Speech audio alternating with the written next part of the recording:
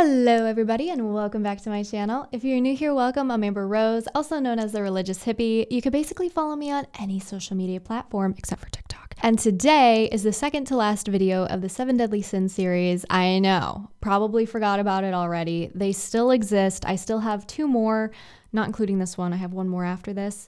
So sit tight. Today we're talking about envy. Come with me and leave your pants at home. If you guys haven't watched the 7 Deadly Sins series, I highly suggest you do so. I have all of them. Obviously, the only one we're missing after this is greed.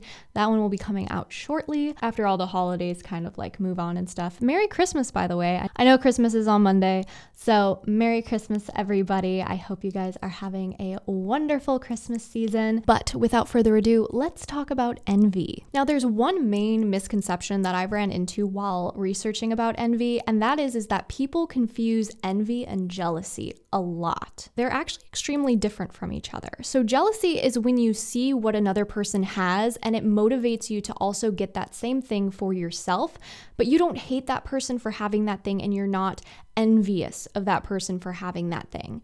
Instead, it motivates you to do better, to be better, and eventually you get that thing as a reward. Envy is not just like, oh, I want what they have, but it's also, oh, I want to destroy what they have. Now, there's a great Bible story, if you guys all remember Saul. This is from 1 Samuel 18:6-9. Saul was very angry and resentful of the song, for he thought, they give David 10,000s, but only thousands to me.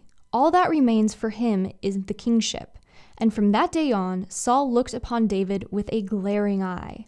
Saul discussed his intention of killing David with his son Jonathan and with all his servants. Dun dun dun. Not saying that every single person you're envious of you want to kill. Hey, give me a hand with this coffin, will you?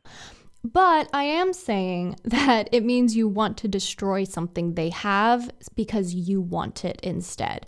Basically, like if I can't have it, nobody can have it.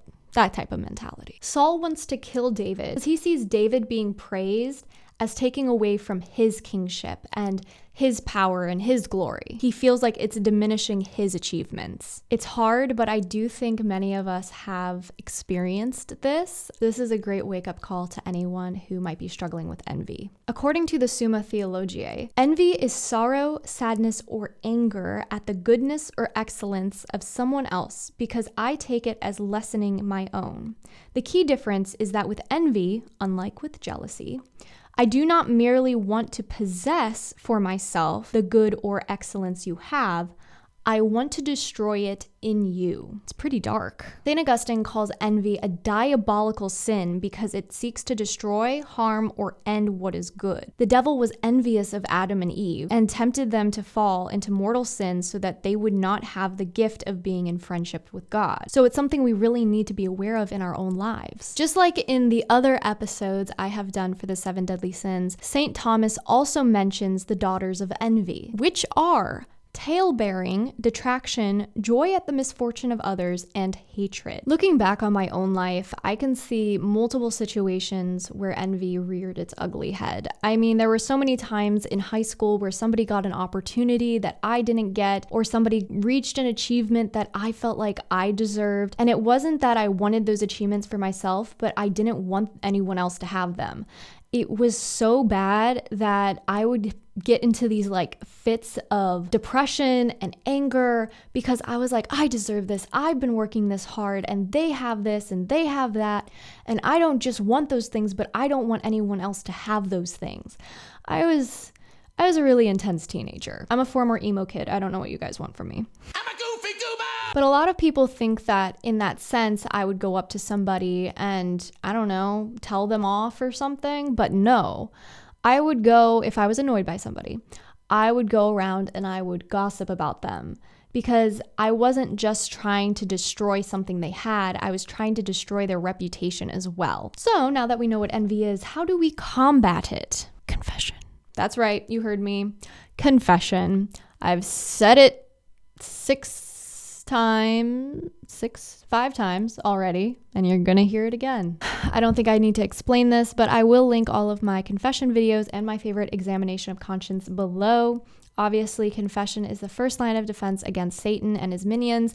We need to be in a state of grace because that gives us power and the armor of God against these temptations and these issues. So if you're really struggling with something, go to confession and talk with a spiritual director or the priest in the confessional. Tell them you've been struggling with this, that it's a habitual sin and you need help. Now, the triple combo that's going to destroy envy is zeal, joy, and humility. These are guaranteed to destroy envy, but the first thing that we need to do whenever we need help is to acknowledge that we have a problem with envy. You have to become aware that you struggle with envy and you have to want to get better. Because I know multiple times where I would pretend like I was over envy, like, oh yeah, like I don't need to fix it. Like I'm not envious, I'm fine. Like I don't have any issues with that. I had major issues with envy. And unfortunately, it impacted a lot of my relationships and friendships. It impacted how people viewed me. It wasn't good. So if you want to start making a change in your life and start combating envy, some things you can do, you can start complimenting people on their achievement. And you can stay quiet when you feel envy start to rile up a little bit. You can also speak up if somebody's achievements are not being recognized. If somebody won, like, I don't know, second place or something, and another person won first place and everyone's crazy about the first place person, but the second place person gets no attention, you could be like, hey guys, he won second place. Like, that's really good. Like, or at least tell them and be like, hey, you did a really great job. I'm proud of you. Great accomplishment. Complimenting people is really important. I like that boulder. That is a nice boulder.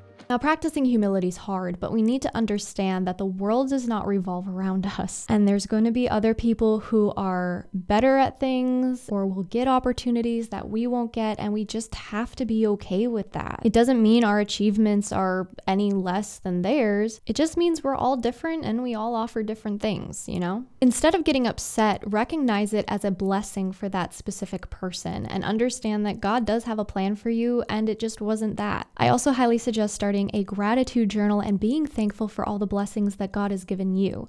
I think being thankful is something we take for granted these days. It's not just for one day a year in November. We should be thankful every single day for this life that we're given because it truly is a gift. So, with all of that being said, guys, I hope you enjoyed this video and I will talk to you guys in the next one. Bye!